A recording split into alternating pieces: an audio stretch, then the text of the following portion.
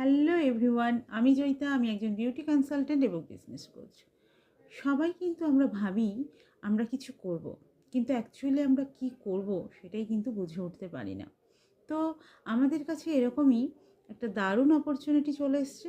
হ্যাঁ, আমি জয়িতা। আমি বিগত 5 বছর ধরে একটা মাল্টিন্যাশনাল কোম্পানির সঙ্গে কাজ করছি, সম্পূর্ণ কিন্তু নিজের ফ্রি টাইমে বাড়িতে বসে স্মার্টফোনের থ্রু।